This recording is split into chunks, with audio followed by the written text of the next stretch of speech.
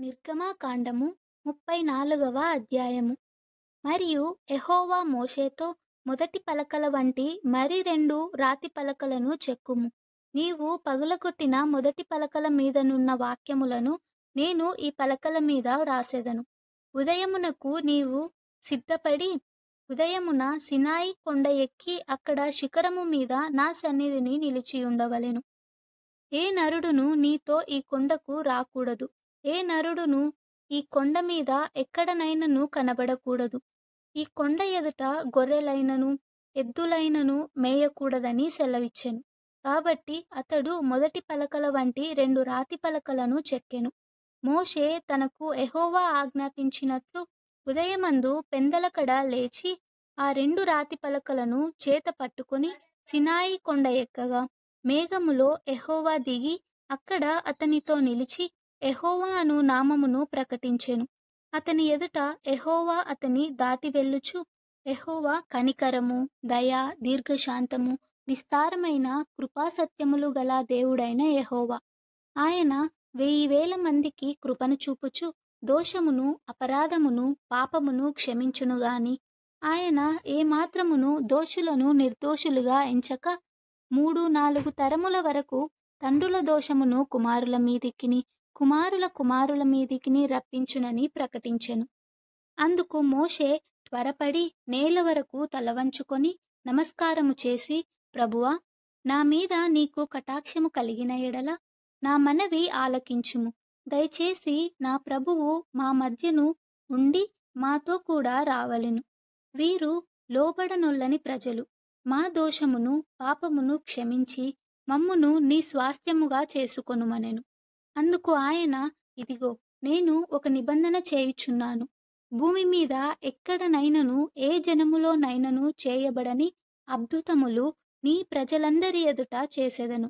నీవు ఏ ప్రజల నడుమనున్నావో ఆ ప్రజలందరును యెహోవా కార్యమును చూచెదరు. నేను నీ ఎడల చేయబోవునది భయంకరమైనది. నేడు నేను నీకాజ్ఞాపించు దానిననుసరించి నడువుము.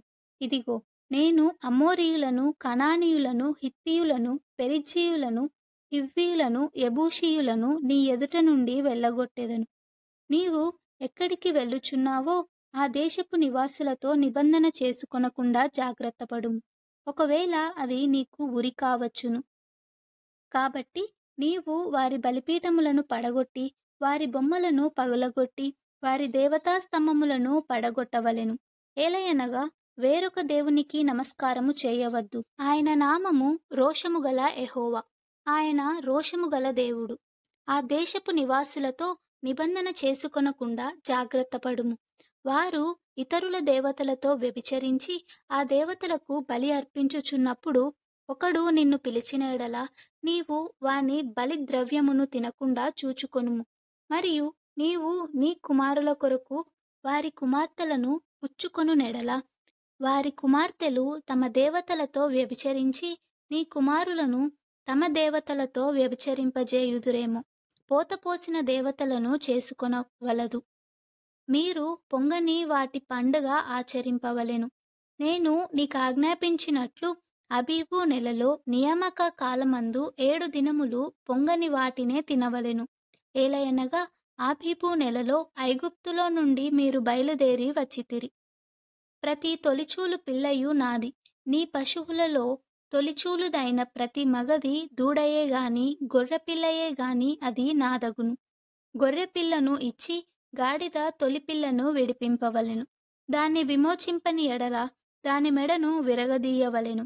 నీ కుమారులలో ప్రతి తొలిచూలు వాని విడిపింపవలెను. నా సన్నిధిని వారు వట్టి చేతులతో కనబడవలదు. 6 దినములు నీవు పనిచేసి 7వ దినమున విశ్రమింపవలెను. దున్నుకాలమందైనను కోయుకాలమందైనను ఆ దినమున విశ్రమింపవలెను. మరియు నీవు గోధుమల కోతలో ప్రథమ ఫలముల పండగను అనగా వారముల పండగను, సంవత్సరాంతమందు పంటకూర్పు పండగను ఆచరింపవలెను. సంవత్సరమునకు ముమ్మారు నీ పురుషులందరూ ప్రభువును ఇశ్రాయేలీయుల దేవుడునైన యెహోవా సన్నిధిని కనబడవలెను. ఏలయనగా నీ ఎదుట నుండి జనములను వెళ్ళగొట్టి నీ పొలిమేరలను గొప్పవిగా చేసెదను. మరియు నీవు సంవత్సరమునకు ముమ్మారు నీ దేవుడైన యెహోవా సన్నిధిని కనబడబోవునప్పుడు ఎవడునూ నీ భూమిని ఆశింపడు. నీవు పులిసిన దానితో నా బలిరక్తమును అర్పింపకూడదు. పస్కా పండుగలోని బలి సంబంధమైన మాంసమును ఉదయకాలము వరకు ఉంచకూడదు. నీ భూమి యొక్క ప్రథమ ఫలములలో మొదటివి నీ దేవుడైన యెహోవా మందిరములోనికి తేవలెను. మేకపిల్లను దాని తల్లి పాలతో ఉడకబెట్టకూడదనెను. మరియు యెహోవా మోషేతో ఇట్లనెను, ఈ వాక్యములను వ్రాసుకొనుము. ఏలయనగా ఈ వాక్యములను బట్టి నేను నీతోనూ ఇశ్రాయేలీయులతోనూ నిబంధన చేసియున్నాను. అతడు 40 రేయింబవళ్ళు యెహోవాతో కూడా అక్కడ నుండెను. అతడు భోజనము చేయలేదు, నీళ్లు త్రాగలేదు. అంతలో ఆయన ఆ నిబంధన వాక్యములను అనగా 10 ఆజ్ఞలను ఆ పలకల మీద వ్రాసెను. మోషే సీనాయి కొండ దిగుచుండగా శాసనములు గల ఆ 2 పలకలు మోషే చేతిలో ఉండెను. అతడు ఆ కొండ దిగుచుండగా ఆయన అతనితో మాటలాడుచున్నప్పుడు తన ముఖ చర్మము ప్రకాశించిన సంగతి మోషేకు తెలిసియుండలేదు. అహరోనును ఇశ్రాయేలీయులందరును మోషేని చూచినప్పుడు అతని ముఖ చర్మము ప్రకాశించెను గనుక వారు అతని సమీపింప వెరచిరి. మోషే వారిని పిలిచినప్పుడు అహరోనును సమాజ ప్రధానులందరూ అతని యొద్దకు తిరిగి వచ్చిరి. మోషే వారితో మాటలాడెను. అటు తరువాత ఇశ్రాయేలీయులందరూ సమీపింపగా సీయోను కొండ మీద యెహోవా తనతో చెప్పినది యావత్తును అతడు వారికి ఆజ్ఞాపించెను. మోషే వారితో ఆ మాటలు చెప్పుట చాలించి తన ముఖము మీద ముసుగు వేసుకొనెను. అయినను మోషే యెహోవాతో మాటలాడుటకు ఆయన సన్నిధిని ప్రవేశించినది మొదలుకొని అతడు వెలుపలికి వచ్చు వరకు ఆ ముసుగు తీసివేసెను. అతడు వెలుపలికి వచ్చి తనకు ఆజ్ఞాపింపబడిన దానిని ఇశ్రాయేలీయులతో చెప్పెను. మోషే ముఖ చర్మము ప్రకాశింపగా ఇశ్రాయేలీయులు మోషే ముఖమును చూచిరి. మోషే ఆయనతో మాటలాడుటకు లోపలికి వెళ్ళు వరకు తన ముఖము మీద ముసుగు వేసుకొనెను.